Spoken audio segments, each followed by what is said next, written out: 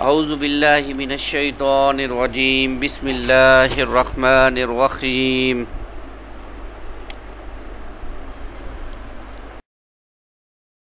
सूरतुन निसा पारा नंबर 5 और पारे का रकू नंबर 6 और पारे का रकू नंबर 2 और सूरत का रकू नंबर 6 इंशाअल्लाह उसका मुतालिया करेंगे। बिस्मिल्लाहि मिनश शैतानिर रजीम बिस्मिल्लाहिर रहमानिर रहीम। अर्रिजालु कव्वामूना अलन निसाइ बिमा फद्दलल्लाहु बअदहुम अला बअद व बिमा अनफकू मिन अम्वालिहिम फस्सालिहातु कानितातुन हाफिजातुन लिलगैबि बिमा हफिज़ल्लाह वल्लाती तखाफून नुशूज़हुन्न फ़इज़ूहुन्न वहजुरूहुन्न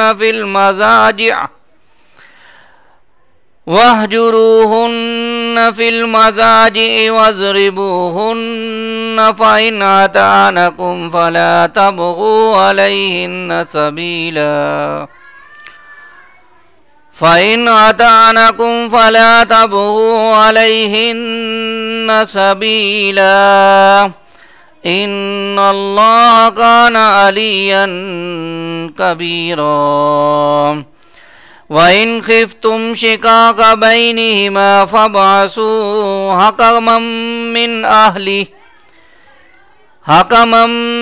अहलिही व हकमम मिन अहलिहा इन युरीदा इस्लाहन युवफ़्फ़िक़िल्लाहु बैनहुमा इन्नल्लाह कान अलीमन खबीरा।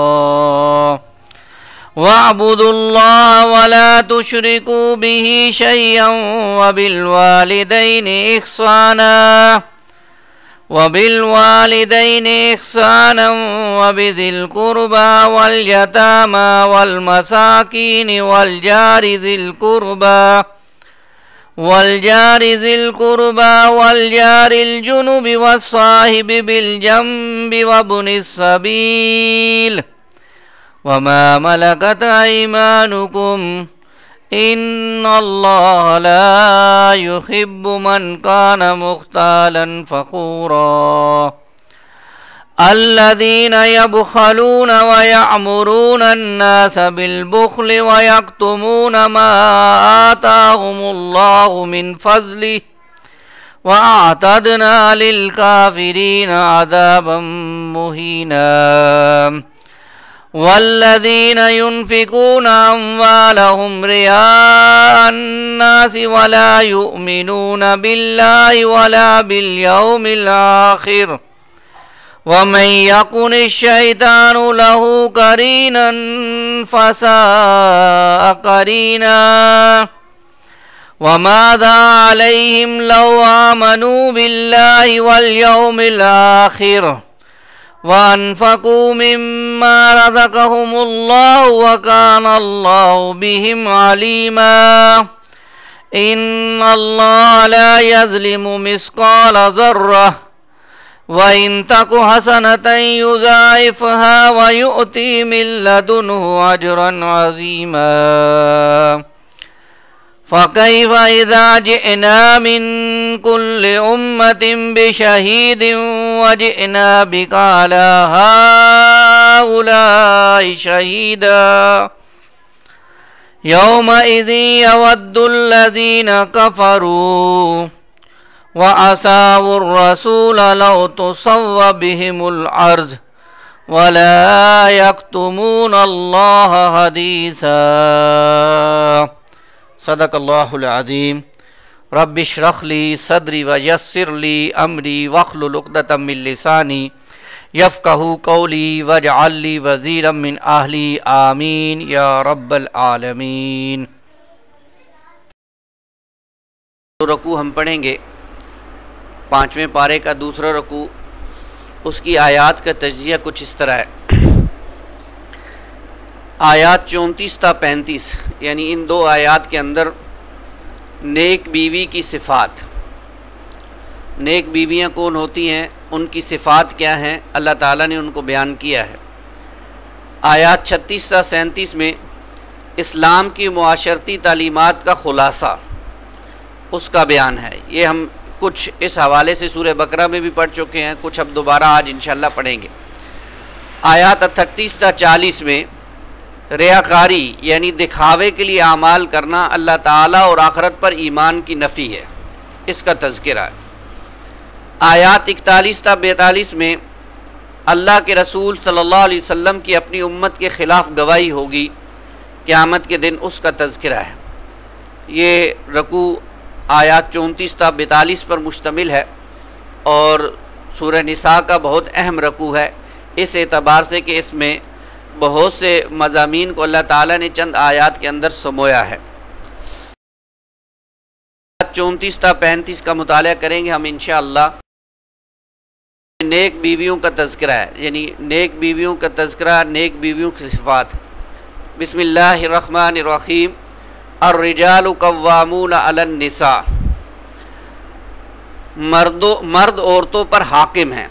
इस आयत का आगाज़ मर्दों की हाकमियत से शुरू हो रहा है और यूँ समझिए कि ये वो आयत है या आयत का वो टुकड़ा है जो हमारे यहाँ आज़ाद ख्याल औरतों के हलक से बहुत मुश्किल से उतरता है और कांटा बनकर उनके जो है वो हलक में ये अटक जाता है। यानी मर्द को हाकिम तस्लीम करना, मर्द की हाकमियत को जो है वो मान लेना, ये उनकी बस की बात नहीं है।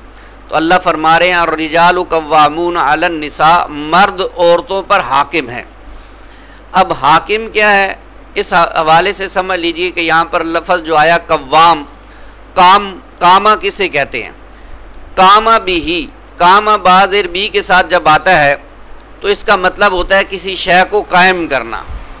यानी कव्वाम के बाद अगर बाज़िर बी आ जाए तो इसका मतलब होता है किसी शय को कायम करना। जैसे कुरान मजीद में आता है कूनू कव्वामीन बिल किस्त, अदल को कायम करने वाले बनकर खड़े हो जाओ, तो कव्वामीन बिल किस्त आ गया, तो इसका मतलब ये हो गया। जबकि काम आला, जैसे कि यहाँ पर आया अर्रिजालु कव्वामून अलन निसा, तो कामा जब आला के साथ आता है तो इसका मतलब होता है किसी के ऊपर मुसल्लत होना, यानी हाकिम और मुंतज़िम होना। तो अल्लाह ताला ने मर्दों को घर का हाकिम बनाया है, घर का मुंतज़िम बनाया है। औरतों पर ये एक फ़जीलत है जो अल्लाह ताला ने मर्दों को दी है। और घर के इदारे में हाकिम होने की हैसियत सिर्फ मर्द को हासिल है। और आप जानते हैं कि कोई भी इदारा है उसमें हाकिम एक ही होता है, जो फ़ैसला करने का इख्तियार एक ही इंसान के पास होता है। हाँ, बाकी जो है वो बहुत से उसके मशवरा देने वाले बहुत से लोग हो सकते हैं, लेकिन फ़ैसले का इख्तियार एक ही के पास होता है। सरबराह ख़ानदान मर्द है, औरत नहीं है। औरत को बहरहाल उसके साथ एक वज़ीर की हैसियत से काम करना है। यानी ये नहीं है कि औरत का कोई मकाम नहीं है। औरत जो है वो घर में उसकी हैसियत वज़ीर आज़म की सी है और वो अपने खावंद को मशवरा दे सकती है, खावंद के साथ बातचीत कर सकती है। अलबत्ता ये मामला अगर किसी बात पर दोनों में कोई मामला नहीं हो रहा, किसी हल तक नहीं पहुँचे, तो अब फ़ैनल अथॉरिटी मर्द के पास है, वो जो फ़ैसला कर देगा अब औरत को उसे तस्लीम करना पड़ेगा। तो फ़ैनल अथॉरिटी, फ़ैनल हुक्म, फ़ैनल जो है वो फ़ैसला करने का इख्तियार अल्लाह ताला ने घर के अंदर मर्द को दिया है और घर के इदारे का सरबराह मर्द को बनाया है। लेकिन अब ये हमारे यहाँ दूसरी बात है कि मर्द अपनी इस हैसियत का गलत इस्तेमाल करता है, औरत पर जुल्म करता है और उसके हकूक़ अदा नहीं करता और बीवियों के साथ सख्ती का मामला होता है या बीवियों के साथ जुल्म का मामला होता है, तो ये अल्लाह के यहाँ बड़ी सख्त पकड़ हो जाएगी। यानी अल्लाह ताला ने हाकिम बनाया है तो उसके कुछ असूल हैं, कुछ कवायद हैं, कुछ ज़वाबित हैं। ये नहीं है कि इंसान ये समझ ले मैं तो हाकिम बन गया हूँ तो अब औरतों के साथ जैसा मर्जी सलूक करूँ, नहीं। अल्लाह ताला ने उनको हाकिम बनाया, मुंतज़िम बनाया, तो अब उनका काम यह है कि वो घर वालों को साथ लेकर चले। अब ये हाकिम क्यों बनाया, ये फ़जीलत क्यों दी अल्लाह ताला ने मर्दों को औरतों पर, उसका तज़किरा आगा। बिमा फ़ज़्ज़लल्लाहु बअज़हुम अला बाज़, बसबब उस फ़जीलत के जो अल्लाह ने बाज़ को बाज़ पर दी है। यानी अल्लाह ने बाज़ को बाज़ पर फ़जीलत दी है। मिसाल मुराद ये है कि अल्लाह ने बाज़ को मर्द बना दिया, बाज़ को औरत बना दिया। अब जिसको मर्द बना दिया उसको ज़ाहिरी बात है फ़जीलत दे दी अल्लाह ताला ने, और मर्द को बाज़ सिफ़ात में औरत पर नुमाया फ़ुक़ियत हासिल है, जिसकी बुनियाद पर कव्वामियत की ज़िम्मेदारी उस पर डाली गई है। मिसाल के तौर पर मर्द के अंदर क़ुव्वत का मामला बहुत ज़्यादा है, बर्दाश्त का मामला बहुत ज़्यादा है, बाहर की सारी सख्तियों को झेलने का मामला बहुत ज़्यादा है। ये मामलात औरत के अंदर नहीं है। तो ये बहुत सी फजीलतें हैं जो अल्लाह ताला ने उसको दी हैं, जिसकी बुनियाद पर उसे जो है वो कव्वामियत की ये ज़िम्मेदारी अल्लाह ताला ने दी है। वह बिमा अनफकू मिन अम्वालिहिम, और इसलिए कि मर्द खर्च करते हैं अपने माल में से। ये दूसरी फजीलत की वजह है। एक फजीलत तो अल्लाह ने बाज़ को बाज़ पर दे दी, और दूसरी ये है कि मर्द खर्च करते हैं अपने माल में से औरतों पर, इसलिए भी उनको कव्वाम बनाया अल्लाह ताला ने। और इस्लाम के जो निज़ाम है, मुआशरती निज़ाम है, उसके अंदर कफ़ालत की सारी ज़िम्मेदारी मर्द के ऊपर है। यानी मर्द है जो बाहर जाकर बाहर की सख्तियों को झेलेगा, मेहनत मजदूरी करेगा और घर वालों के नान नफ़के का इंतज़ाम करेगा। ये तो अब हम जिस दौर में रह रहे हैं, हमारे ऊपर एक मुसीबत आन पड़ी है कि आज हमारी औरत भी मर्दों के शाना बशाना चलना चाहती है, और औरत को साजिश के तहत जो है वो घर से बाहर निकाल दिया गया। और जैसे मर्द जॉब करते हैं, औरतें भी जॉब करती हैं, जैसे मर्द जो है वो काम करना शुरू कर दिए, ऐसे औरतों ने भी शुरू कर दिए हैं। ये असल में हमारा जवाल है। नहीं तो इस्लामी मुआशरती निज़ाम के अंदर औरत पर कोई ज़िम्मेदारी नहीं है बाहर की, उसकी तो ज़िम्मेदारी सारी की सारी घर की ज़िम्मेदारी है। घर में, घर के अंदर खामन के घर की हिफाजत करना, उसके बच्चों की परवरिश करना और घर को सजाना संवारना, ये उसकी सारी ज़िम्मेदारी है। जबकि मर्द की ज़िम्मेदारी है बाहर से कमा कर लाए, मेहनत मजदूरी करके लाए, ये सारी ज़िम्मेदारी मर्द की ज़िम्मेदारी है। और मर्द को कव्वामियत पर पहले अल्लाह ताला ने फायज करने के बाद अब नेक बीवियों का रवैया बताया है, जो अब आगे अगली आयत में आ रहा है। यानी ये बात भी बड़ी मुश्किल से हज़म होती है कि औरत मर्द को हाकिम तस्लीम कर ले, लेकिन क्योंकि ये अल्लाह ने इख्तियार दिया है, अल्लाह ने उस मर्द को फजीलत दी है, इसलिए अब कोई चारा नहीं है इसके कि इसको तस्लीम ही कर लिया जाए। तो जो नेक औरतें होती हैं, नेक बीवी होती हैं, वो इसको फजीलत को तस्लीम कर लेती हैं। अब आगे नेक बीवियों की सिफ़ात का तज़किरा आ रहा है। फ़स्सालिखातु क़ानितातुन, पस नेक औरतें फर्मा बरदार हैं अपने शोहरों की। नेक औरत वो है जो अपने शोहर की फर्मा बरदार है, उसकी बात। हाफिज़ातुल लिल गैबी, गैब में हिफाजत करने वाली है। यानी जब वो खामन घर में नहीं होता तो उसके गैर मौजूदगी में उसकी इज़्ज़त की, उसके घर की, उसके माल की हिफाजत करती हैं। ये उनकी सिफत है। बिमा हाफिज़ अल्लाह, अल्लाह की हिफाजत से, यानी अल्लाह के हिफाजत से ही वो ये काम कर सकती हैं सारा का सारा। तो यूँ समझिए कि कुरान के नज़दीक या इस्लाम में एक खातून खाना की जो बेहतरीन रविश होनी चाहिए, एक बीवी की जो बेहतरीन रविश होनी चाहिए, वो यहाँ अल्लाह ताला ने 3 अल्फाज में बयान कर दी। फ़स्सालिखातु क़ानितातुन हाफिज़ातुल लिल गैब। ये 3 अल्फाज में एक नेक बीवी की बेहतरीन रविश को अल्लाह ताला ने बयान कर दिया कि नेक बीवियों की ये सिफ़ात होती है। और नेक बीवियाँ अपने शोहरों की ताबेदार होती हैं और अल्लाह ताला की हिफाजत के सहारे शोहर के माल, औलाद, बिस्तर, राज और अबरू की हिफाजत करती है। यह उनका मामला होता है। अपने शोहर की गैर मौजूदगी में वो इन सारी चीज़ों की हिफाजत करती है। नबी करीम सल्लल्लाहु अलैहि वसल्लम ने इस आयत की तफसीर के तौर पर फरमाया, बुखारी शरीफ की रिवायत है, बेहतरीन औरत वो है कि जब तुम उसको देखो तो तुम खुश हो जाओ। यानी खामन जब अपनी बीवी को देखे तो वो अपने खामन को खुश कर दे। जब उसको कोई हुक्म दो तो वो इताअत करे, यानी कोई काम कह दिया, कोई बात कह दी तो वो फ़ौरन लपक कर जो है वो उस बात को कबूल कर ले। और जब तुम घर में मौजूद ना हो तो वो तुम्हारे माल की और अपने नफ्स की हिफाजत करे। यानी खामन की गैर मौजूदगी में खामन के माल को अल्ले तल्लो में उड़ाना ना शुरू कर दे, बल्कि उसकी हिफाजत करे और खामन की इज़्ज़त की हिफाजत करे। ये नेक बीवियों की सिफ़ात है जो अल्लाह के रसूल सल्लल्लाहु अलैहि वसल्लम ने इस आयत की रोशनी में बयान की। इसी तरह अल्लाह के रसूल ने फरमाया सल्लल्लाहु अलैहि वसल्लम, अब नेक औरतों की, नेक औरत अगर इन सिफ़ात की हामिल हो जाएगी तो उसके बारे में अल्लाह के रसूल फरमाते हैं कि जो औरत अपने शोहर की ताबेदार और मुती हो, उसके लिए परिंदे हवा में, मछलियाँ दरिया में, फरिश्ते आसमानों में और दरिंदे जंगलों में इस्तग़फ़ार करते हैं।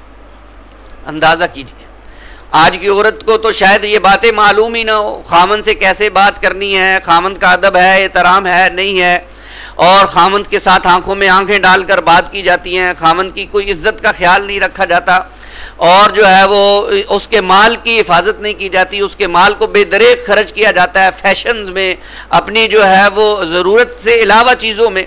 यानी चंद जो कपड़ों की तो ज़रूरत होती है, लेकिन हर रोज़ नए बदलते फ़ैशन में खामन के पैसे को इस्तेमाल करना, ये भी ज़्यादती है खामन के साथ। तो अब ये देखिए कितनी प्यारी बात अल्लाह के रसूल ने फरमा दिया कि जो शोहर की फर्मा बरदार है और उसकी बात को मानती है, उसकी इज़्ज़त की हिफाजत करती है, उसके लिए परिंदे हवा में, मछलियाँ दरिया में, फरिश्ते आसमानों में और दरिंदे जंगलों में इस्तग़फ़ार करते। ये है वो नेक औरत जिसका नक्शा कुरान मजीद हमारे सामने खींचता है। वल्लाती तखाफूना नुशूज़हुन्ना, और वो ख़वातीन जिनके बारे में तुम्हें सरकशी का अंदेशा हो, यानी सरकशी से मुराद ये है कि वो कोई ज़्यादती करे। नशूज़ कहते हैं असल में आपे से बाहर हो जाना, हद को करास कर जाना। अल्लाह की जो हदूद औरत की अल्लाह ने मुतय्यन की है उसको करास कर देना। फ़ाइज़ूहुन्ना, तो अब ऐसी औरतें जो अपनी सरकशी की रविश उनमें आप देखो तो क्या करो, फ़ाइज़ूहुन्ना, तो नसीहत करो उनको, यानी वाज़ो नसीहत के साथ उनको समझाने की कोशिश की जाए। यानी घर के माहौल को बेहतरीन रखने के लिए अगर मियाँ बीवी में कोई मसला हो गया है, सरकशी का मामला औरत की तरफ से हो गया है, तो अब ये हिदायत दी जा रही है कि पहले औरत को पहला मरहला समझाने बुझाने का, जिसमें प्यार मोहब्बत भी हो सकती है, प्यार मोहब्बत से बात को समझाया जाए और डांट डपट दोनों शामिल हैं, यानी किसी अच्छे तरीके से बात को समझाने की कोशिश की जाए। वहजुरूहुन्ना फिल मज़ाजिया, लेकिन अगर समझाने से, डांट डपट से, प्यार मोहब्बत से बात ना बने तो अब क्या करो, वहजुरूहुन्ना फिल मज़ाजी, और वो ना बात माने तो अलग हो जाओ उनसे बिस्तरों में, यानी फिर उनसे अपने बिस्तर को अलग कर दिया जाए। अगर नसीहत और मलामत से भी काम नहीं चल रहा तो दूसरा मरहला फिर यह है कि अपने बिस्तर अलहदा कर लो और उसके साथ ताल्लुक़ यनोशो कुछ अरसे के लिए मुनक़ते कर दो। यानी ये वो दूसरी तरकीब है जो अल्लाह की तरफ से बताई जा रही है। बीवियों के अंदर अगर सरकशी नज़र आए तो ये असल में उन ख़वातीन के लिए है जिनके अंदर सरकशी नज़र आए। ये कोई असूल नहीं बयान किया जा रहा कि हर मर्द ऐसा ही करे, यानी अब जिसकी बीवी ठीक ठाक है वो भी ये करे, नहीं, ये उन औरतों के लिए जिनके अंदर सरकशी नज़र आए उनका मामला ये है। और फुक़हा रहमहुल्लाह ने ये मतलब निकाला है कि जुदाई सिर्फ बिस्तर में हो, मकान की जुदाई ना करे, यानी उसको घर से दूसरे घर में मेके ना भेज दिया जाए, क्योंकि इसमें फिर बहुत से और फसादात हैं जो बाहर नुमायाँ हो जाते हैं। घर की बात घर से बाहर निकल जाती है और जो है वो फिर लोगों को मालूम हो जाती है, फिर लड़की के वालिदैन को पता चलता है, फिर उनका गुस्सा बीच में उमड़ आता है, फिर बात का बतंगर बन जाता है, ख़बर से अखबार में आ जाती है बातें। तो इस चीज़ों से बचने की ज़रूरत है। घर के अंदर का मामला है, जुदाई करनी है, कुछ तंबीह करनी है ना, असल में तो तंबीह है, समझाना मकसूद है। तो घर के अंदर ही जो है वो बिस्तर को अलहदा कर दिया जाए। और एक सहाबी से रिवायत है, वो फरमाते हैं मैंने नबी करीम सल्लल्लाहु अलैहि वसल्लम से अर्ज़ किया हमारी बीवियों का हम पर क्या हक़ है? तो आप सल्लल्लाहु अलैहि वसल्लम ने फरमाया जब तुम खाओ तो उन्हें भी खिलाओ, जब तुम पहनो तो उन्हें भी पहनाओ, यानी खुद खाते हो तो उन्हें भी खिलाओ, खुद पहनते हो उन्हें भी पहनाओ, और चेहरे पर मत मारो। अगर उससे अलहदगी करना चाहो तो सिर्फ इतनी करो कि बिस्तर अलग कर दो, मकान अलग ना करो। यानी कोई बात हो गया, कोई झगड़ा हो गया, कोई सरकशी का पहलू हो गया, तो अब कोशिश क्या होनी चाहिए कि इंसान उसको जल्द अज जल्द हल करने की कोशिश करे। और तंबीह के तौर पर अगर वो करना भी चाहता है तो सिर्फ बिस्तर को अलग कर दे, मकान को अलग ना करे। ये बहुत प्यारी हदायत है जो अल्लाह के रसूल सल्लल्लाहु अलैहि वसल्लम की तरफ से हमें दी गई है। तीसरा मामला फिर यह है वज़रिबूहुन्ना। अब बिस्तर को अलग करने के बाद भी समझ में बात नहीं आ रही, सरकशी पर कायम है, ज़िद की कैफियत बन चुकी है, तो अब फिर भी ना माने तो उन्हें मारने की इजाज़त है। इस हवाले से भी ज़रा नोट कर लीजिए कि अगर ख़वातीन अपनी रविश ना बदलें तो मर्द को जिस्मानी सज़ा देने का भी इख्तियार है अल्लाह की तरफ से। इस ज़मन में नबी करीम सल्लल्लाहु अलैहि वसल्लम ने हदायत फरमाई है कि चेहरे पर ना मारा जाए और कोई ऐसी मार ना हो जिसका मुस्तकिल निशान जिस्म पर पड़ जाए। यानी इंसान गुस्से में बस मारना शुरू किया है तो बस ऐसी मारे कि बेचारी हॉस्पिटल पहुंच जाए, नहीं, ऐसी नहीं है। ये तो तंबीह के लिए है। अगर ज़रूरत भी पड़े तो ऐसा ना मारा जाए कि उसके जिस्म पर कोई ज़ख़म या कोई निशान जो हो बन जाए, इसकी इजाज़त नहीं है। इसमें यह बात भी हमारे सामने रहनी चाहिए कि इब्तदाई दो सज़ाएँ, यानी वाज़ो नसीहत करना और बिस्तर को अलग कर देना, ये शरीफाना सज़ाएँ हैं। इसलिए अम्बिया और सुलहा से कोलन भी इनकी इजाज़त मनकूल है और इस पर अमल भी साबित है, यानी उन्होंने अमलन भी ऐसा किया है। मगर तीसरी सज़ा यानी मार पीट की, अगरचे बदरजा मजबूरी एक ख़ास अंदाज में मर्द को इजाज़त दी गई है, मगर इसके साथ ही हदीस में ये भी इरशाद है कि अच्छे मर्द ये मारने की सज़ा औरतों को न देंगे। यानी ये अच्छा मर्द वो है जो अपनी औरतों को मारे ना, उनको ये सज़ा न दे, बल्कि वाज़ो नसीहत ही से काम चलाने की कोशिश करे। ये असल में वो अहम हिदायत है जो मर्दों को दी जा रही है ख़वातीन के हवाले से। फ़ैन अताअनकुम फ़ला तबगू अलैहिन्न सबीला, फिर अगर वो तुम्हारी इताअत करें तो उनके ख़िलाफ़ ख्वाह मख्वाह ज़्यादती की राह तलाश ना करो। यानी अगर उनसे कोई गलती हो गई और उन्होंने अपनी गलती को तस्लीम कर लिया और अब दोबारा इताअत कबूल कर ली, खामन की बातें मानना शुरू कर ली, तो अब जानबूझकर उनको सताने की ज़रूरत नहीं है कि इसने तो पहले भी ये गलती की थी इसलिए जो है अब इससे इसका भी बदला लिया जाए, नहीं, इसकी इजाज़त नहीं है। और अगर औरत सरकशी और सरताबी को छोड़ दे और ताअत के रास्ते पर आ जाए तो पिछली जितनी भी कदूरतें दिल में हैं उनको इंसान को भुला देना चाहिए और उससे इंतकाम लेने के बहाने तलाश नहीं करने चाहिए। ये बड़ी अहम हदायत है जो अल्लाह की तरफ से दी जा रही है। इन्नल्लाह कान अलियन कबीरा, बेशक अल्लाह बहुत बुलंद है, बहुत बड़ा है। यानी असल बड़ाई और असल रुतबा का मालिक तो अल्लाह ताला है। अगर तुम्हें अल्लाह ताला ने औरतों पर फजीलत दी है, हाकिम बनाया है, तो इसका ये मतलब नहीं है कि तुम उनके साथ नाजायज़ जुल्म करते फिरो।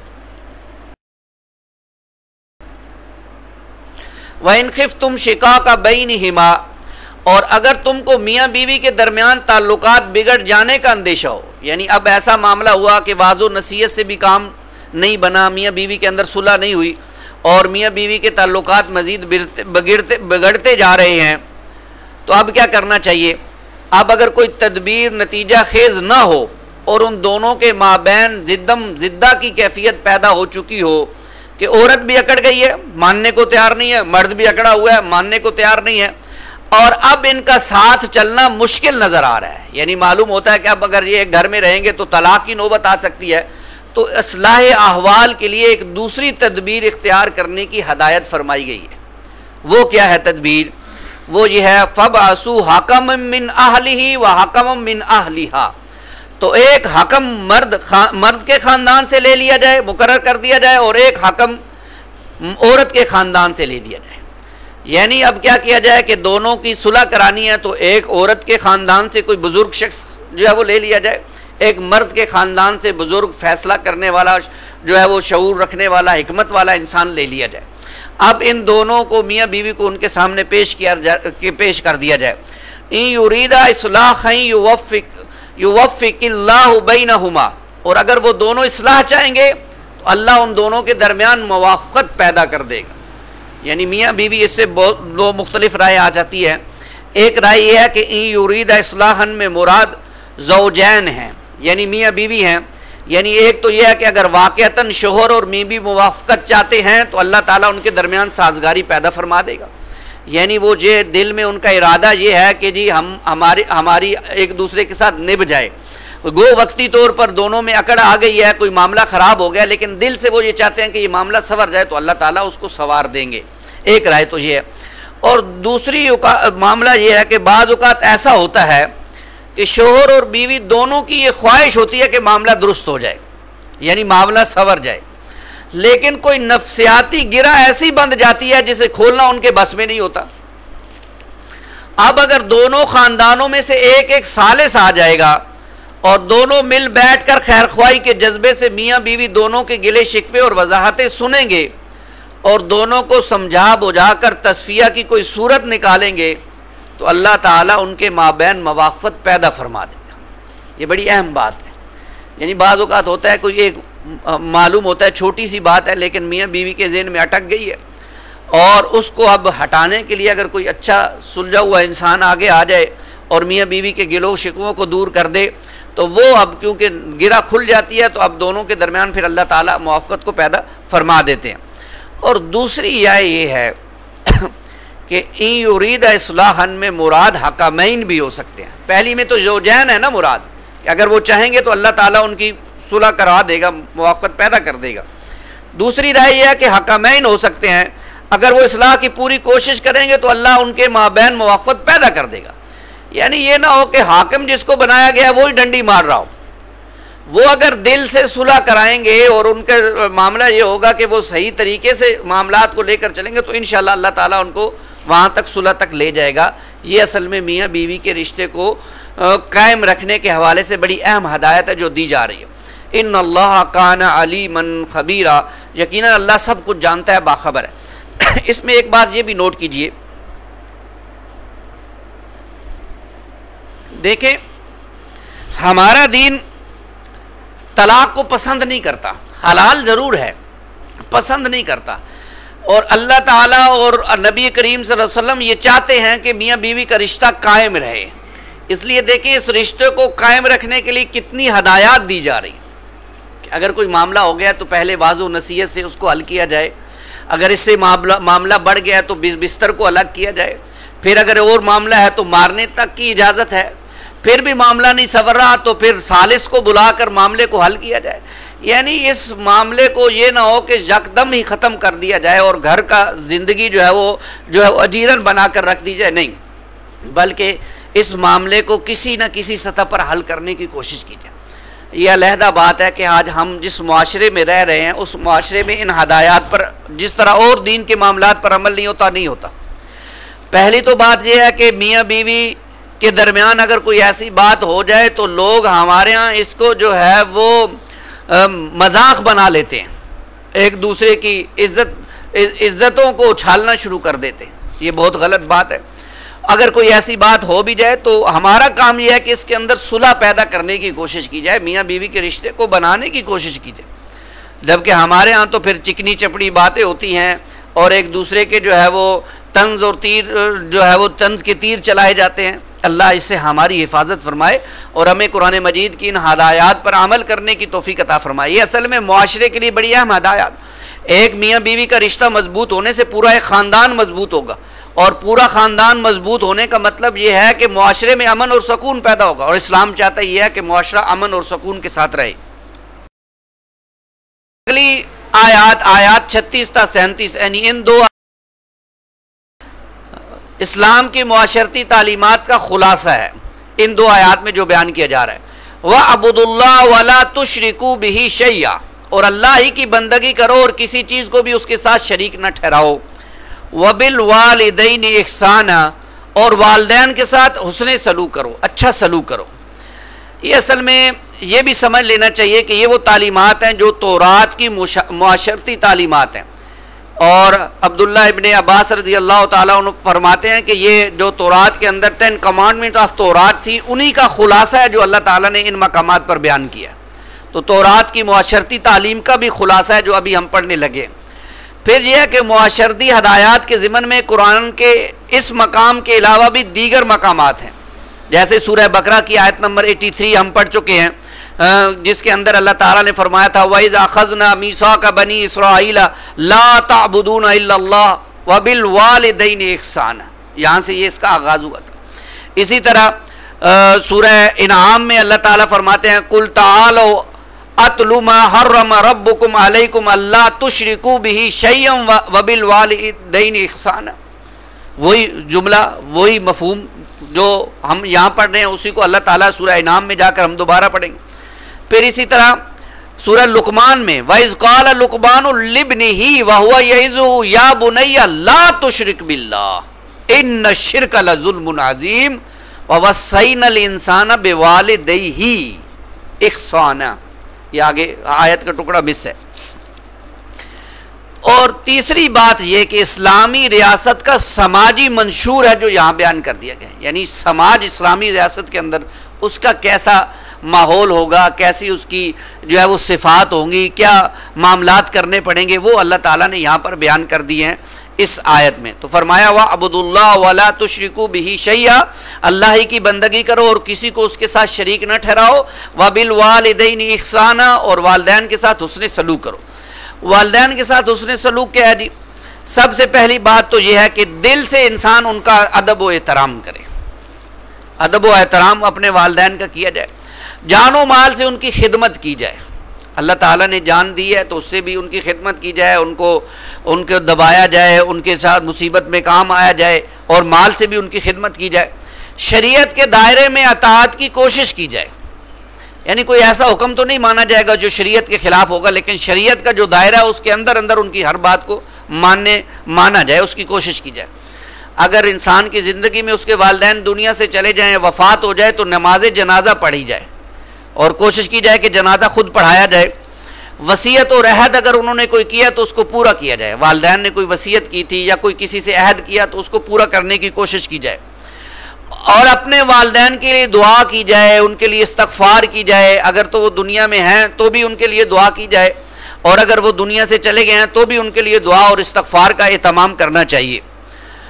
वालिदैन के जो अकारिब हैं, कोई दोस्त हैं, उनके साथ हुस्ने सलूक करना चाहिए, क्योंकि अब वालिदैन ना हो तो वो फिर उनको देखने से इंसान को अपने वालिदैन की याद आ जाती है, तो उनके साथ भी हुस्ने सलूक की तालीम दी जा रही है।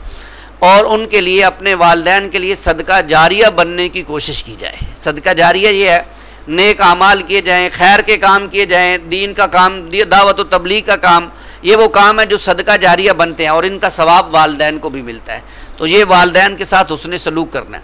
और इस सब के बावजूद, यानी ये सब कुछ करने के बावजूद भी वालिदैन के एहसानात का बदला नहीं अदा किया जा सकता।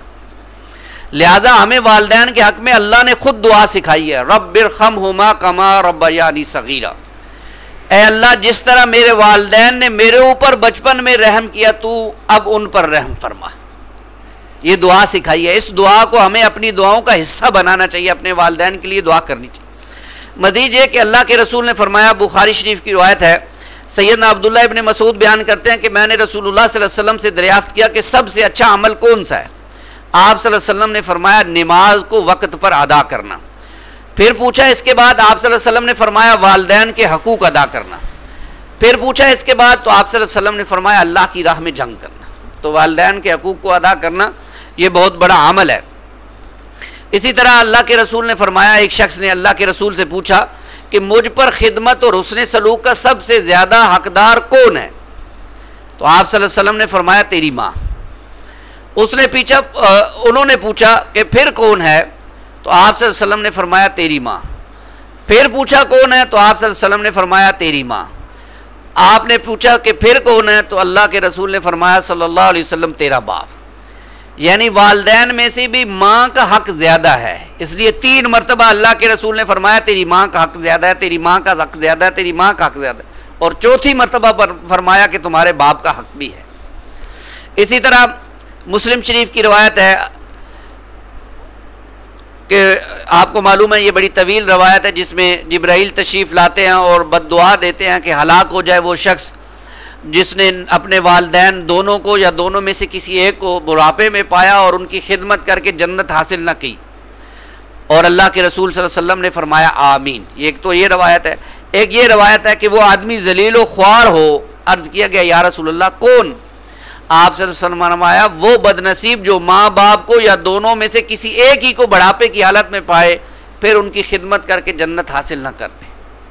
यानी कोई दोनों में से एक या दोनों मौजूद हैं, उनकी खिदमत करके जन्नत हासिल ना करे, तो ये ऐसा शख्स, ये तो बहुत बड़ा जो है वो इसके लिए इबरत का मामला है कि इसके वालिदैन ज़िंदा हैं और वो उनसे जो है वो इनकी खिदमत करके जन्नत नहीं हासिल कर रहा। तो ये वालिदैन के हवाले से, वबिल वालिदैन इहसान, और वालिदैन के साथ हुस्ने सलूक करो। वबिज़िल कुर्बा, और रिश्तेदारों के साथ भी हुस्ने सलूक करो। वल यतामा, और यतीम बच्चों के साथ भी हुस्ने सलूक करो। वल मसाकीन, और मसाकीन यानी मोहताज लोगों के साथ भी हुस्ने सलूक करो। यहाँ पर 3 मज़ीद लोगों का तज़किरा किया जा रहा है हुस्ने सलूक के हवाले से, कराबतदार, यतीम और मसाकीन। और जानिए कि ये वो रिश्ते हैं जिनके साथ इंसान का मामला अमूमी तौर पर ज़्यादती का ही होता है। यानी रिश्तेदारों के साथ इंसान के अमूमी तौर पर क्योंकि बहुत करीब होता है तो बाज़ औक़ात ऊंच नीच हो जाती है और इंसान रिश्तेदारों के साथ हुस्ने सलूक करना छोड़ देता है, तो इसलिए ज़िक्र आया। और हम पहले भी पढ़ चुके हैं रिश्तेदारों के हवाले से, कुछ अहादीस का भी मुताला किया। फिर यतीम लोग, ये वो लोग होते हैं जो मुआशरे में पीछे रह जाते हैं, जिनके वालिदैन बचपन ही में दुनिया से उठ के चले जाते हैं। अब ऐसे लोगों के साथ अगर हुस्ने सलूक ना किया जाए तो यही लोग फिर बाद में मुआशरे का अमन ख़राब कर देते हैं, बड़े होकर कुछ डाकू बन जाते हैं, चोर बन जाते हैं। तो इनकी सही परवरिश के लिए इनके साथ हुस्ने सलूक करना बहुत ज़रूरी। इसी तरह मसाकीन लोग, वो लोग जो किसी भी तरह मुआशरे में पीछे रह जाएँ, उन लोगों के साथ भी हुस्न सलूक करना, उनके साथ ताउन करना, अपने आप को पेश करना, इसकी तलकीन की जा रही है इन आयात। आप देखिए कितनी प्यारी हदायत हैं जो हमारा दीन हमें देते हैं, लेकिन मुआशरे में ये हमें नज़र नहीं आता। मुआशरे में तो रिश्तेदार का खून पीने के लिए बैठा हुआ है, यतीम का माल खाने के लिए बैठा हुआ है, मस्कीन को जो है वो निचोड़ने के लिए बैठा हुआ है, जबकि अल्लाह की तालीमात इसके मुख्तलिफ हैं। अल्लाह करे कि ये तालीमात हमारे मुआशरे में आम हो जाएं और हम इन तालीमात पर अमल करने वाले बन जाएं। वल जारि ज़िल कुर्बा, और रिश्तेदार पड़ोसी से हुस्न सलूक किया जाए। वल जारिल जुनूबी, और अजनबी पड़ोसी के साथ भी हुस्न सलूक किया। अंदाज़ा कीजिए, अब खैर अब तो मॉडर्न ज़माना है, लेकिन पहले ज़माने में रिश्तेदार ही हुआ करते थे, आसपास रहते थे। अब भी हैं, कहीं भाई साथ रह रहा है, एक ही मकान है, उसके कई पोर्शन है, एक पोर्शन में भाई रह रहा है, दूसरे पोर्शन में दूसरा भाई है या बहन है या वालिदैन है, तो ये रिश्तेदार पड़ोसी हैं। तो रिश्तेदार पड़ोसी को साथ भी हुस्न सलूक होना चाहिए और अजनबी पड़ोसी के साथ भी हुस्न सलूक होना चाहिए। और रिश्तेदार पड़ोसी के साथ हुस्न सलूक का दोहरा अजर है, एक तो पड़ोसी के हुस्न सलूक का और एक रिश्तेदारों के साथ हुस्न सलूक का भी अजर है। वस्साहिबी बिल जंबी, और पास बैठने वाले लोगों के साथ भी हुस्न सलूक किया जाए। एक पड़ोसी है जो वक्ती पड़ोसी है, सफ़र पे जा रहे हैं, कोई साथ बैठ गया, वो भी पड़ोसी है। ऑफिस में कुछ लोग आसपास बैठते हैं, वो भी आपके साथ बैठने वाले लोग हैं। वब्निस सबील, और मुसाफिरों के साथ भी हुस्न सलूक किया जाए। अब यहाँ देखिए, ये जो हमने आयत का टुकड़ा पढ़ा है, इसके अंदर सबसे पहले हमसाये के साथ बेहतरीन सलूक की तालीम दी जा रही। तो अब मैं आपको कुछ रवायात नबी करीम सल्लल्लाहु अलैहि वसल्लम की सुनाता हूँ कि हमसाये के साथ हुस्न सलूक की कितनी अहमियत है और हम कहाँ खड़े हैं। मुस्लिम शरीफ की रिवायत है, आका सल्लल्लाहु अलैहि वसल्लम ने फरमाया, जो शख्स अल्लाह और आखिरत के दिन पर यकीन रखता हो वो अपने हमसाये को तकलीफ ना पहुँचाए। छोटी सी बात में कितनी बड़ी बात कर दी है मुहम्मद रसूलुल्लाह सल्लल्लाहु अलैहि वसल्लम ने। आज हम अपने तर्ज अमल देख लें, हम क्या करते हैं, अपनी ज़रा सी खुशी की खातिर हमसाया तो बड़ी की दूर की बात, पूरी कॉलोनी को वक्ते में डाल देते हैं। गली बंद कर दी और उस गली की वजह से अब कितने लोगों को तकलीफ है, या शादी ब्याह पर इतना ऊंचा म्यूज़िक चलाना कि दूसरे हमसाए अड़ोस पड़ोस वाले परेशान हैं। अल्लाह के रसूल फरमा रहे हैं, जो शख्स अल्लाह और आखिरत के दिन पर यकीन रखता है उसको चाहिए कि वो अपने हमसाए को तकलीफ न दे। इसी तरह मुस्लिम शरीफ की रिवायत है, नबी मुकर्रम सल्लल्लाहु अलैहि वसल्लम ने फरमाया, जिसकी तकालीफ से उसका हमसाया अमन में न हो वो जन्नत में दाखिल नहीं होगा। अपने हमसाए को तकलीफ देता है, तरह तरह से उसको तंग करता है, कभी उसके घर में पत्थर फेंक दिए, कभी उसके घर में कुछ और चीज़ फेंक दी, या वैसे कोई और शरारत कर दी। तो अब ऐसा शख्स जो अपने हमसायों को तकलीफ देता है, ऐसा शख्स जन्नत में नहीं जा सकेगा। नबी मुकर्रम सल्लल्लाहु अलैहि वसल्लम ने फरमाया, ये बुखारी और मुस्लिम की रिवायत है, एक मरतबा नबी करीम सल्लल्लाहु अलैहि वसल्लम ने 3 मरतबा ये अल्फाज दोहराए, अल्लाह की कसम वो शख्स मोमिन नहीं। सहाबा ने पूछा, कौन या रसूलल्लाह? फरमाया, जिसकी तकलीफ से उसका पड़ोसी अमन में ना हो वो शख्स मोमिन नहीं हो सकता। मोमिन होगा तो लाजमन अपने पड़ोसी का ख्याल रखेगा। नबी करीम सल्लल्लाहु अलैहि वसल्लम ने फरमाया, मुस्लिम शरीफ की रिवायत है, वो शख्स जो अल्लाह और आखिरत पर ईमान रखता हो उसको चाहिए कि अपने हमसाये की इज्जत करे, उसको अदब मकाम दे। इसी तरह नबी करीम सल्लल्लाहु अलैहि वसल्लम ने फरमाया, जिब्राइल मुझे हमसाये से हुस्न सलूक के बारे में इतनी वसीयत करते रहे कि मैंने समझा कि वो इसे तो वारिस ही बना देंगे। इतनी वसीयत की कि इसके साथ हुस्न सलूक किया। आज मैं और आप अपना तर्ज अमल देख लें, साथ वाले अड़ोस पड़ोस के साथ हमारे कैसे ताल्लुकात हैं। मुस्लिम शरीफ की एक और रवायत है जिसमें अल्लाह के रसूल ने फरमाया, देखिए कैसी प्यारी तालीम है जो अल्लाह के रसूल ने दी है हमें। आप सल्लल्लाहु अलैहि वसल्लम ने सैयदना अबू ज़र से फरमाया, अबू ज़र जब तुम सालन पकाओ तो उसका शोरबा ज़्यादा कर लिया करो और अपने पड़ोसियों का भी ख्याल रखा करो। क्या मतलब है जी? मतलब यह है कि वो थोड़ा सा सालन उनके घर में भी भेज दिया करो। क्या मालूम उनके घर में कोई खाना पका है नहीं पका, उनके घर में भी थोड़ा सालन भेज दिया करो। इससे एक तो मोहब्बत भी बढ़ती है और दूसरा ये पड़ोसियों का हक भी है। इसी तरह नबी मुकर्रम सल्लल्लाहु अलैहि वसल्लम ने फरमाया, हमसाया अपने कुर्ब की वजह से जायदाद खरीदने का ज़्यादा हकदार है।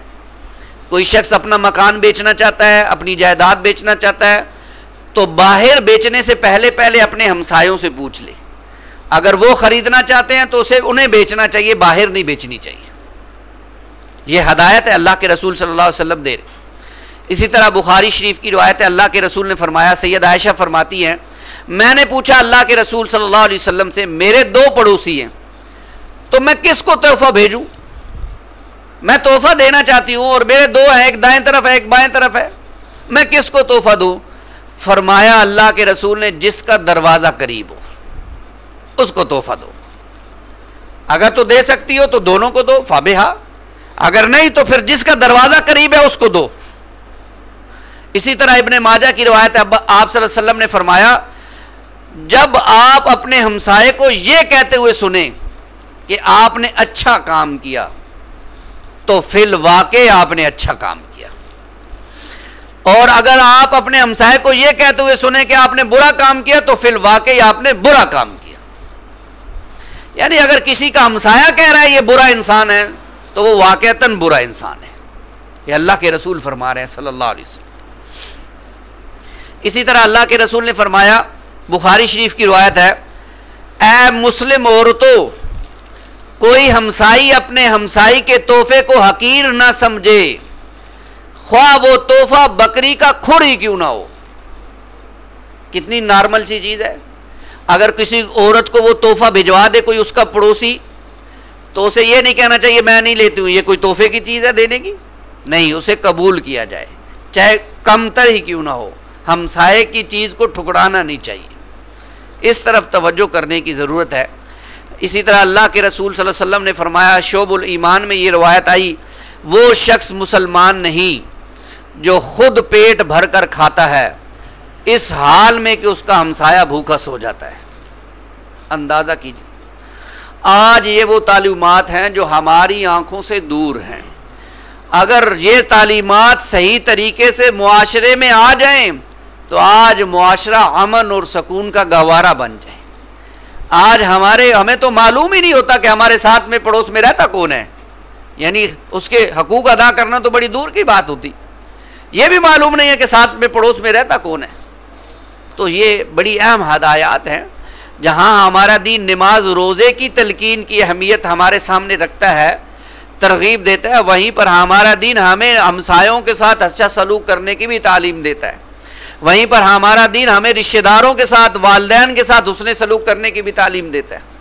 देखिए ये पूरा मुकम्मल दीन है हमारा दीन, हमारा दीन पूरा का पूरा दीन है, और पूरे के पूरे दीन में हर किस्म के मामलात के लिए हदायत और रहनुमाई मौजूद होती है। वही रहनुमाई अल्लाह ताला ने यहाँ पर हमारे सामने पड़ोसियों के हवाले से रखी। अब फिर दूसरा जिक्र आया वब्निस सबील, और मुसाफिरों के साथ भी अच्छा सलूक किया जाए। तो मुसाफिरों से बेहतर सलूक के हवाले से नबी करीम सल्लल्लाहु अलैहि वसल्लम की हदायत क्या हैं वो भी सुन लीजिए। सैयदना अबू सईद खुदरी रज़ी अल्लाह तआला अन्हु कहते हैं कि हम एक सफ़र पर जा रहे थे। असनाए सफ़र में आप सल्लल्लाहु अलैहि वसल्लम ने हमसे फरमाया, जिसके पास फाजिल सवारी है वो उसे दे दे जिसके पास सवारी नहीं है, और जिसके पास जाहिद खाना हो वो उसे दे दे जिसके पास खाना नहीं है।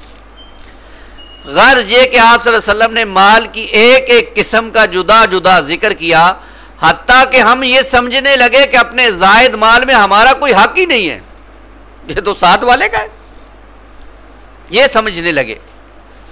इसी तरह अल्लाह के रसूल ने फरमाया सल्लल्लाहु अलैहि वसल्लम, 3 आदमी ऐसे हैं जिनकी तरफ अल्लाह क़यामत के दिन न देखेगा और न ही उन्हें पाक करेगा और उन्हें दर्दनाक अजाब देगा।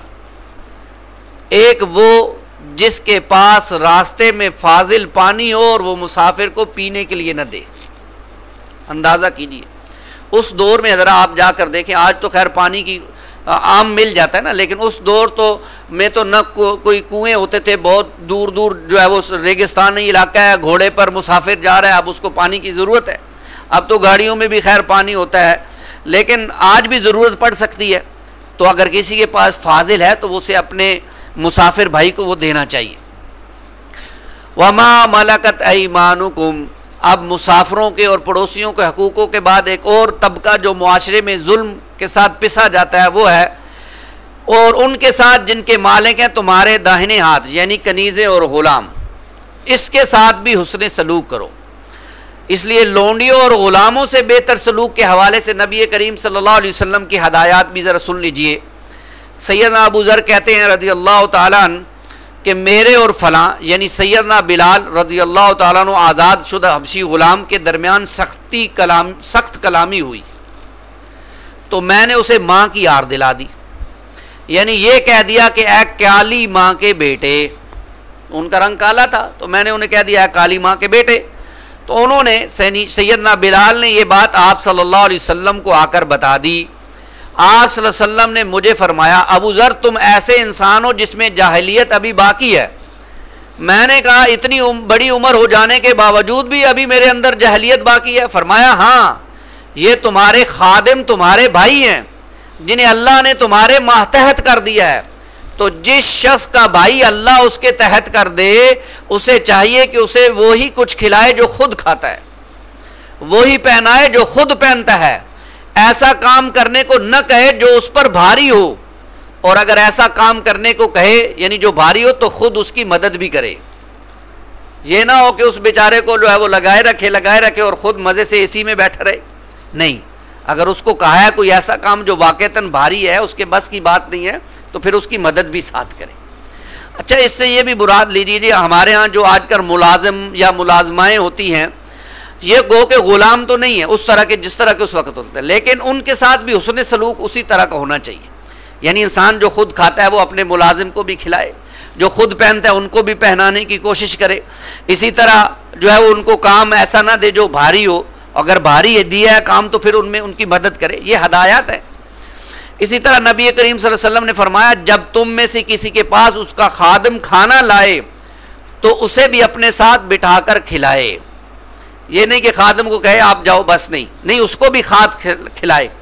और अगर खाना कम हो तो भी उसे लुकमा 2 लुकमे दे दे, यानी खाना ज़्यादा नहीं है सिर्फ उसी के लिए है तो फिर क्या करे, चलो ज़्यादा तो नहीं दे सकता, लुकमा 2 लुकमे उसे दे दे, क्योंकि उसने पकाने की गर्मी और धुआं बर्दाश्त किया है। उस खादिम ने ये सारी तकलीफ़ बर्दाश्त करके तुम्हारे लिए लाया, तो उसे कुछ ना कुछ ज़रूर दो। इसी तरह नबी करीम सल्लल्लाहु अलैहि वसल्लम ने फरमाया, कोई शख्स अपने लोंडी ग़ुलाम को यानी अब्द बंदा और अम्मत बंदी ना कहे, क्योंकि तुम सब अल्लाह के बंदे और सब औरतें अल्लाह की बंदियां हैं, बल्कि यूं कहो मेरा खादिम और मेरी खादमा, और मेरा बच्चा और मेरी बच्ची। ये देखे कितना प्यारा अंदाज है। यानी अपने खादिम को बुलाना है तो कैसे बुलाओ, मेरा खादिम, मेरी खादमा, या मेरा बच्चा या मेरी बच्ची। ये वो अल्फाज हैं जो दूसरे के दिल में मोहब्बत पैदा कर देते हैं। अब आप किसी खादिम को अगर ऐसे बुलाएंगे, मेरे बच्चे ज़रा बात सुनो, अब उसके दिल पर जो कैफियत गुजरेगी, और जो आम रूटीन के मुताबिक बुलाएंगे तो अब वो उसके दिल में क्या होता है। तो ये वो तालीमात हैं जो अल्लाह के रसूल ने हमें दी हैं। इसी तरह मुस्लिम शरीफ की रवायत है, सैयदना अबू मसूद कहते हैं कि मैंने अपने ग़ुलाम को कोड़े से मारा और मैं मार रहा था कि इतने में पीछे से आवाज़ आई, अबू मसूद जान लो मैं गुस्से की वजह से आवाज़ न पहचान सका। जब कहने वाले करीब आए तो वो रसूलुल्लाह सल्लल्लाहु अलैहि वसल्लम थे और यूँ कह रहे थे, अबू मसूद जान लो, अबू मसूद जान लो। और आप सल्लल्लाहु अलैहि वसल्लम की हैबत की वजह से कोड़ा मेरे हाथ से गिर गया। फिर आप सल्लल्लाहु अलैहि वसल्लम ने फरमाया, अबू मसूद खूब जम लो कि जितनी कुदरत तुम्हें इस ग़ुलाम पर है उससे ज़्यादा कुदरत अल्लाह को तुम पर है। चुनाचे मैंने कहा कि आज के बाद कभी ग़ुलाम को न मारूंगा, और एक रवायत में है कि मैंने कहा या रसूलल्लाह ये ग़ुलाम अल्लाह की खातिर आज़ाद है। आप सल्लल्लाहु अलैहि वसल्लम ने फरमाया, अगर तुम ऐसा न करते तो जहन्नम की आग तुझे झुलस देती। अंदाज़ा कीजिए ये पिसे हुए तबकात। आज वो लोग जो हमारे गो आज ग़ुलामों को और कनीज़ों का तो कंसेप्ट नहीं है, लेकिन ऐसे लोग जो हमारी खिदमत करते हैं, हमारे मामलात को देखते हैं, उनके साथ भी ऐसा ही हुस्न सलूक होना चाहिए जो अल्लाह के रसूल सल्लल्लाहु अलैहि वसल्लम ने फरमाया। अबू दाऊद की रवायत है, अल्लाह के रसूल फरमाते हैं, सैयदना अब्दुल्लाह इब्न उमर फरमाते हैं कि एक शख्स नबी करीम सल्लल्लाहु अलैहि वसल्लम के पास आया और कहा, मैं अपने ग़ुलाम को कितनी बार माफ़ करूं? यानी मेरा ग़ुलाम है, बार बार गलतियां करता है, मैं उसको कितनी बार माफ़ करूं? आप सल्लल्लाहु अलैहि वसल्लम ने फरमाया, खादिम को हर दिन में 70 दफ़ा माफ़ करो। खादिम को हर दिन में 70 मरतबा माफ़ करो। हम तो एक दफ़ा भी माफ़ नहीं करते। ज़रा सी गलती पर उस बेचारी की जो फेंटी लगती है और उसके साथ फिर जो मामलात होते हैं हम सबको मालूम है। अल्लाह के रसूल फरमा रहे हैं, गलती होगी, खादिम है वो, तुम्हारा मुलाजिम है, उससे गलतियाँ होंगी। अब क्या है, उसकी गलतियों को माफ़ करो, दरगुजर से काम लो। ये वो हदायत हैं जो नबी करीम सल्लल्लाहु अलैहि वसल्लम ने ग़ुलामों और कनीज़ों के हवाले से हमारे सामने रखी। इन्नल्लाह ला युहिब्बु मन कान मुख्तालन फ़खूरा, अल्लाह बिल्कुल पसंद नहीं करता उन लोगों को जो सेखी खोरे और अकड़ने वाले। अल्लज़ीना यबखलून व यअमुरून अन्नास बिल बुख्ल, और वो लोग जो खुद भी बुख्ल करते हैं और दूसरे लोगों को भी बुख्ल का मशवरा देते हैं। बुख्ल असल कहते हैं जी अपने माल को बचा बचा कर रखना और ज़रूरत वाली जगहों पर भी खर्च ना करना। और असल में क्योंकि पीछे आया ना कि अल्लाह ताला पसंद नहीं करता शेखी खोड़ों को, अकड़ करने वालों को, तो वो लोग जिनमें शेखी खोड़ी होती है या अकड़ होती है फिर वो बखील भी होते हैं, यानी अपने माल को बचा बचा कर रखते हैं। क्यों? इसलिए कि गरूर और तकब्बुर आमतौर पर दौलत ही की बुनियाद पर होता है, और उन्हें मालूम है कि हमारे पास जो दौलत है अगर ये खर्च हो गई तो हमारा वो मकाम नहीं रहेगा, लोगों की नज़रों में कोई हमारी इज्जत नहीं करेगा। लिहाजा वो अपना माल कंजूसी के साथ जो है वो खर्च करते हैं ताकि लोगों पर एक रोब दबदबा पड़ा रहे, और जो है वो बखील हो जाते हैं, बुखल करते हैं वो। इसीलिए अल्लाह के रसूल सल्लल्लाहु अलैहि वसल्लम ने फरमाया, सैयदना अबू हुरैरा इसके रावी हैं कि हर सुबह के वक्त 2 फरिश्ते नाजिल होते हैं। उनमें से एक ये कहता है, अल्लाह भलाई के रास्ते पे खर्च करने वाले को अच्छा इवज़ अता फरमा। जो अल्लाह के रास्ते में खर्च करता है, नेक कामों पे खर्च करता है, ऐ अल्लाह उसे अच्छा इवज़ अता फरमा। और दूसरा कहता है, अल्लाह बखील को मालो दौलत की तबाही से हमकनार कर दे।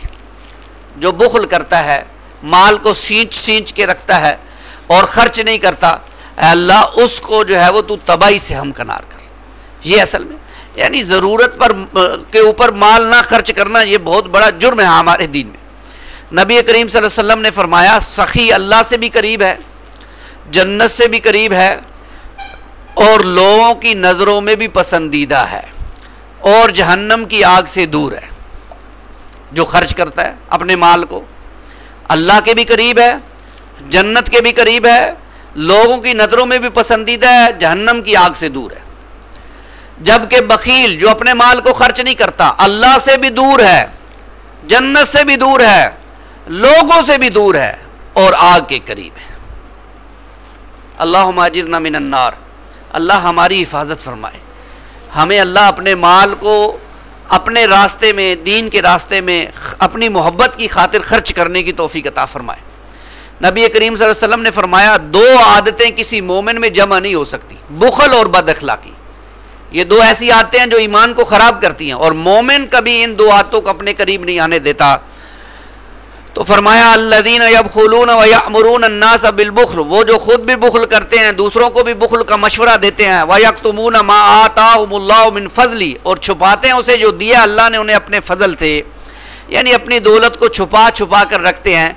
उन्हें यह अंदेशा लाहक रहता है कि दौलत ज़ाहिर हो गई तो कोई साइल आकर सवाल ही ना कर बैठे, लिहाजा खुद ही मस्कीन सी सूरत बना कर रखो कि लोग ये समझे कि ये तो खुद इसको देना चाहिए इससे लेने की बजाय। ये हमारे यहाँ सियाने लोग ऐसे होते हैं कि जो ये कहते हैं कि भाई अपना जो है उसको जाहिर मत करो, और जो है वो ताकि कोई आकर तुमसे मांग ना ले, कोई कर्ज लेने ना आ जाए, या कोई ज़रूरतमंद आकर सवाल ना कर दे। ये हमारे यहाँ भी आज मुआशरे में ऐसा होता है। अल्लाह के फजल को छुपाना जायज़ नहीं है। यानी अल्लाह ने फजल क्या किया, तुम्हें कोई माल दे दिया, कोई चीज़ दे दी, तो ये अल्लाह का फजल है, उसको छुपाना जायज़ नहीं है। इसलिए अल्लाह के रसूल ने फरमाया सल्लल्लाहु अलैहि वसल्लम, अल्लाह ताला जब किसी बंदे को नेमत देता है तो वो पसंद करता है उस नेमत का असर बंदे पर जाहिर हो, यानी वो अच्छे कपड़े पहने, अच्छे घर में रहे, अच्छे जूते खरीदे, अच्छी गाड़ी में जाए, ये बुरी बात नहीं है। यानी हमारे यहाँ ये तकवा के मुनाफी चीज़ें नहीं है कि इंसान अच्छी घर में या अच्छी गाड़ी में रहे, घर में रहे और गाड़ी में घूमे तो ये शख्स मुत्तकी नहीं हो सकता। नहीं, ऐसी बात नहीं है।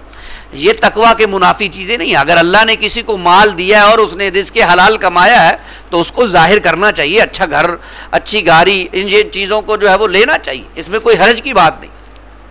हमारा दीन इन चीज़ों की, बल्कि एक सहाबी आए, देखिए हमारा दीन कितना प्यारा दीन है।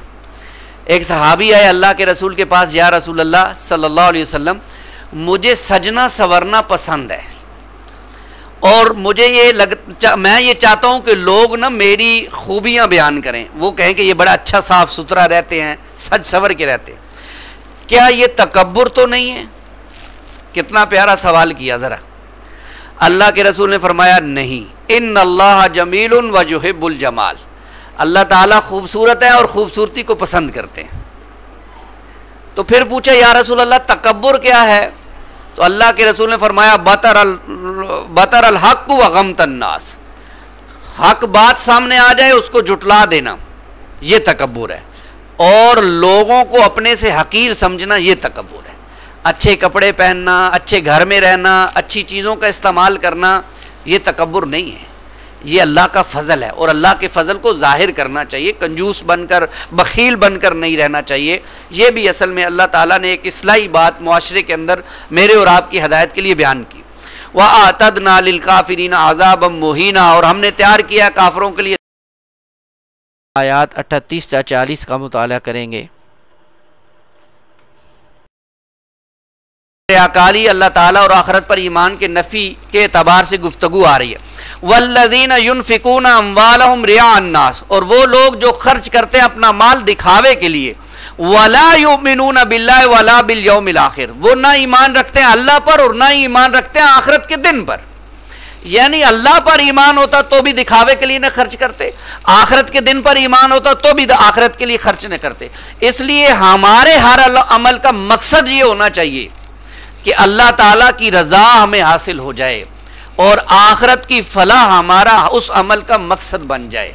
यानी मैं क्यों खर्च कर रहा हूँ कि मेरा रब मुझसे राज़ी हो जाए, मैं क्यों खर्च कर रहा हूँ कि आखिरत में मैं कामयाब हो जाऊँ। यही असल में माल खर्च करने के पीछे इंसान की सोच होनी चाहिए। इसके अलावा अगर कोई सोच भी आ गई तो वो सारी की सारी सोचें इंसान के आमाल को गारत कर देंगी।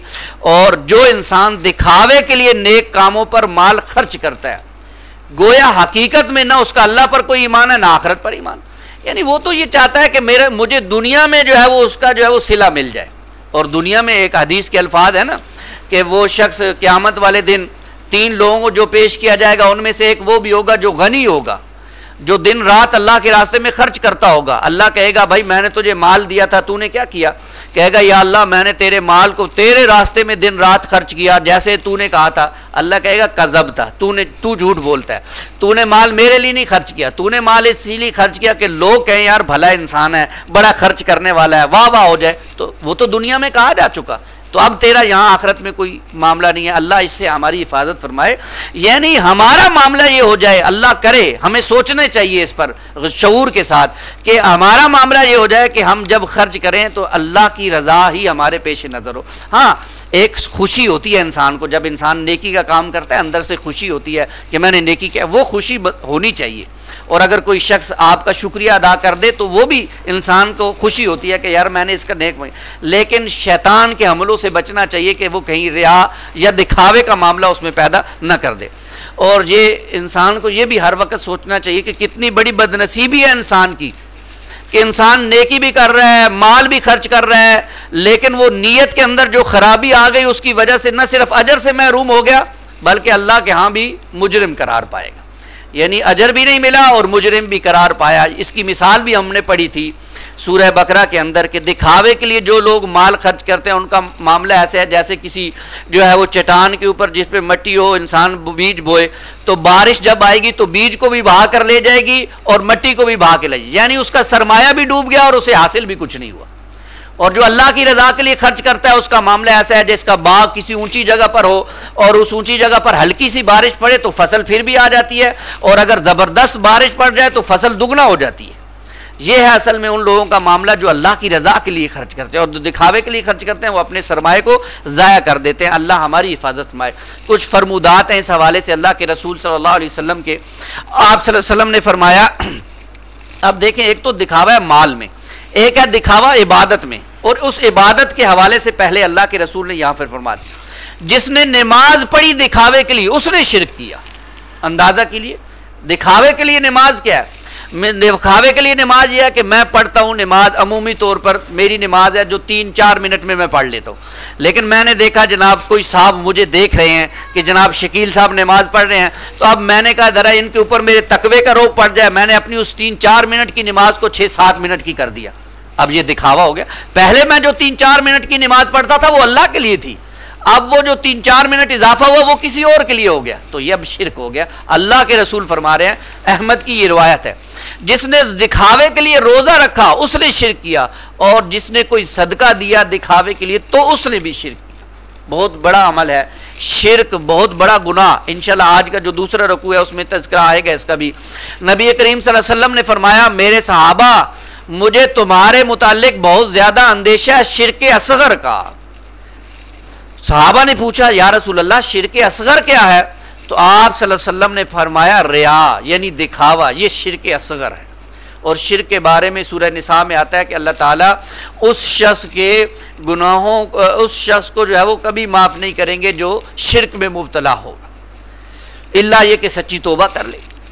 नबी पाक सल्लल्लाहु अलैहि वसल्लम ने फरमाया, क़यामत के दिन जब आमाल का सवाब तकसीम होगा तो अल्लाह ताला उन रिया करने वालों से फरमाएंगे, उन लोगों के पास चले जाओ जिनको दिखाने के लिए तुम दुनिया में अमल किया करते थे, और देख लो कि क्या उनके पास तुम्हारे अमाल का सवाब और उसकी जज़ा है।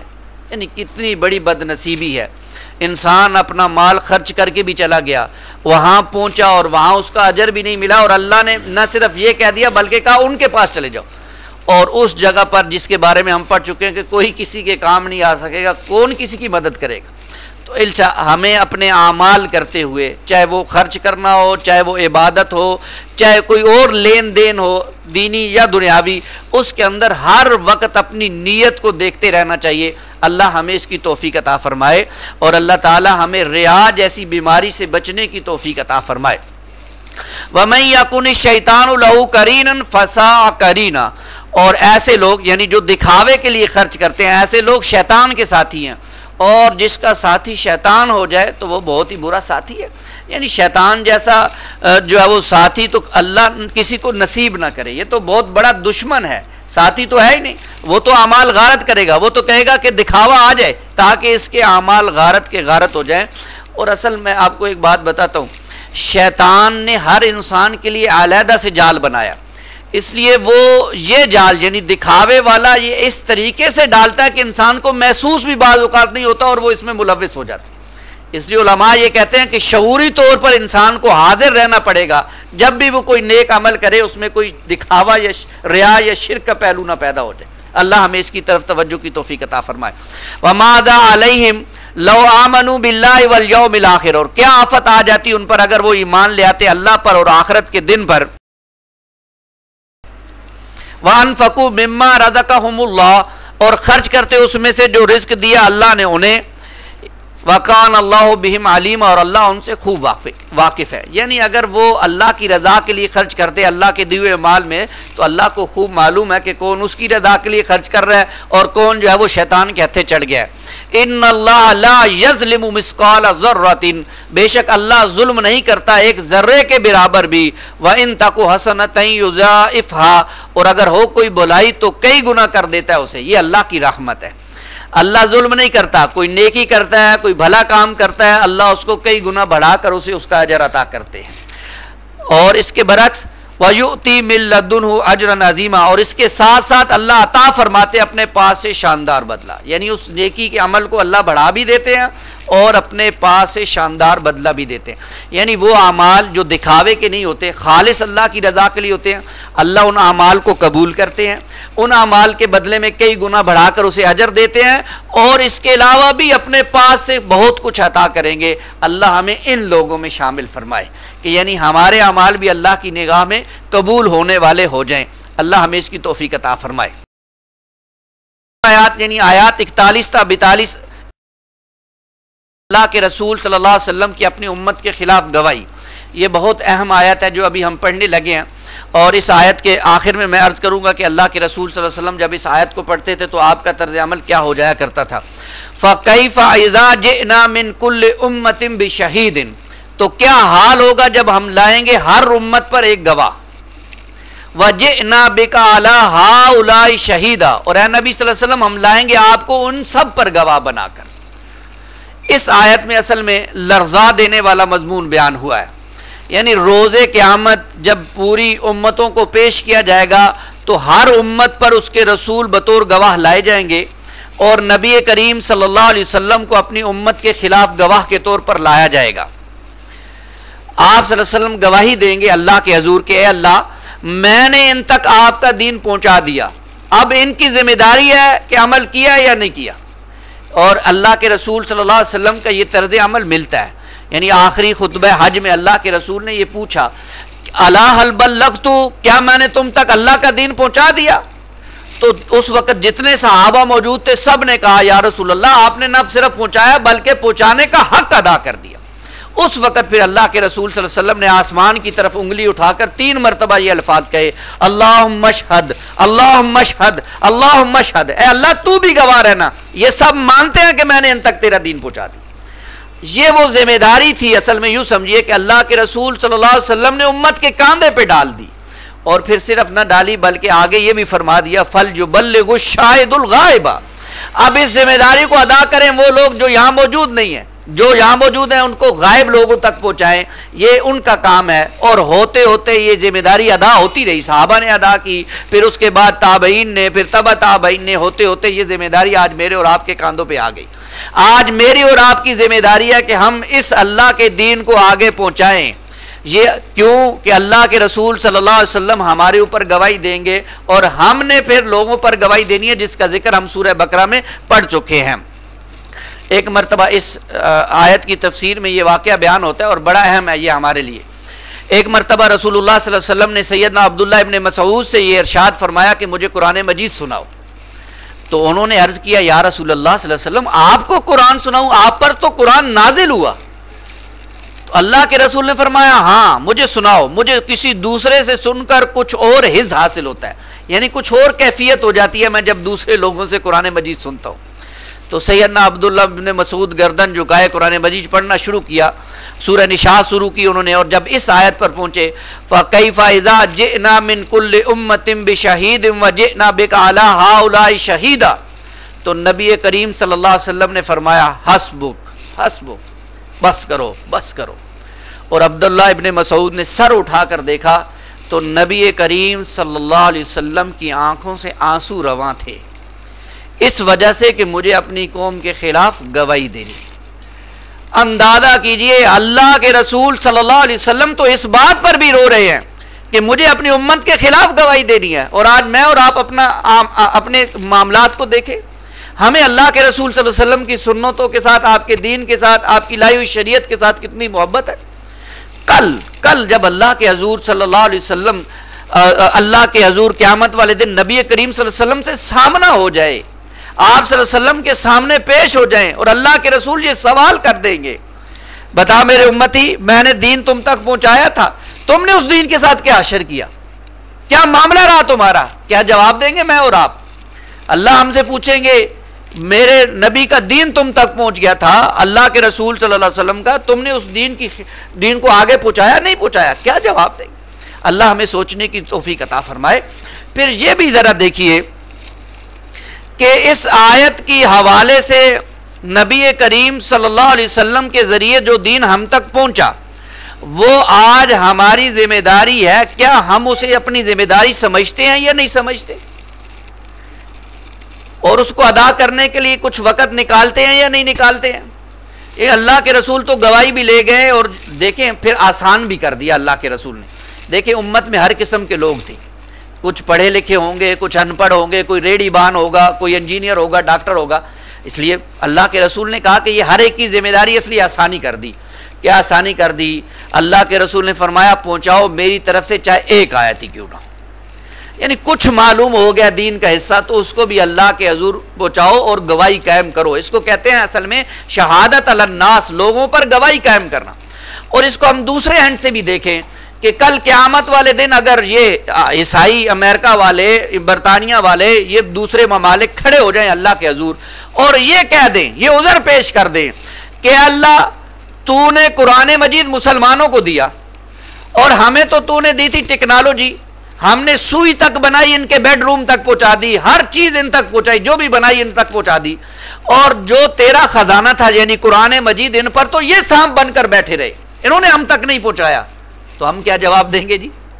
वहां पर तो हम तो आज बड़े फखर से कहते हैं हम तो उम्मत मोहम्मद सल्लल्लाहु अलैहि वसल्लम में है, जो कुछ भी है मौला तेरे महबूब की उम्मत में है। तो वहां तो लेने के देने पड़ जाएंगे फिर, जब वो लोग ये कह देंगे कि भाई इन्होंने तो हम तक पहुंचाया नहीं। तो ये गवाही कायम करनी है मैंने और आपने, लोगों तक दीन पहुंचाना है, अल्लाह का कुरान मजीद का पैगाम पहुंचाना है, ताकि लोगों की जिंदगियां बदलें, लोग अल्लाह के दीन के साथ जुड़ जाएं। अल्लाह मुझे और आपको इसकी तौफीक अता फरमाए। ये मुहम्मद रसूलुल्लाह सल्लल्लाहु अलैहि वसल्लम की असलन जिम्मेदारी थी जो अब उम्मत पर आ गई है। ये हमारा ईमान भी है कि अब कोई रसूल नहीं आने वाला, और रसूलुल्लाह सल्लल्लाहु अलैहि वसल्लम की जिम्मेदारियां दीन की जितनी थी अब उम्मत की जिम्मेदारियां, उन्हीं को इन जिम्मेदारियों को अदा करना है और उन्होंने इस दीन को आगे पहुंचाना है और शहादत अलन्नास की गवाही भी कायम करनी है। अल्लाह मुझे और आपको इस जिम्मेदारी को अदा करने की तौफीक अता फरमाए। यौमइज़ि यवद्दुल्लज़ीना कफ़रू व असाउर रसूल, उस रोज चाहेंगे वो जिन्होंने कुफ्र किया और नाफरमानी की रसूलुल्लाह सल्लल्लाहु अलैहि वसल्लम की, लौ तुसव्व बिहुमुल अर्ज़, काश बराबर कर दी जाए उन पर ज़मीन। यानी अल्लाह के रसूल की नाफरमानियाँ करते रहे, कुफ्र करते रहे, आज वो कहेंगे कि काश हमारी जो है वो ज़मीन को बराबर कर दिया जाए। असल में ये देखिए, एक तो वो लोग हैं जो काफिर हैं, वो अल्लाह के रसूल को मानते ही नहीं हैं, अल्लाह के रसूल की नाफरमानियाँ करते हैं, एक तो उनका तर्ज अमल है, और एक वो हैं जो मान कर नाफरमानियाँ कर रहे हैं, ईमान रखते हैं अल्लाह के रसूल सल्लल्लाहु अलैहि वसल्लम पर, फिर नाफरमानियाँ कर रहे हैं। आप सल्लल्लाहु अलैहि वसल्लम ने जो बताया उस पर अमल नहीं कर रहे, अमल तो दूर की बात उसके खिलाफ कर रहे हैं। अब बताइए, जो लोग सिर्फ न मानने की बुनियाद पर उनके साथ ये मामला होगा, और जो मानकर ऐसा करेंगे उनके साथ क्या हशर होगा। अल्लाह हमें सोचने की तौफीक अता फरमाए और अल्लाह हमें नबी करीम सल्लल्लाहु अलैहि वसल्लम की इत्तबा, सच्ची इत्तबा करने की तौफीक अता फरमाए। वला यक्तुमून अल्लाह हदीसा, और वो ना छिपा सकेंगे अल्लाह से कोई भी बात। मुझे और आपको जो कुछ मैंने आपके सामने बयान किया उस पर अमल करने की तौफीक अता फरमाए। आज क्योंकि ये हमारा पिछला रकू का कुछ हिस्सा बाकी रहता था, उसको आज अभी हमने मुकम्मल किया। अभी हम कुछ आयात अगले रकू की पढ़ लेते हैं।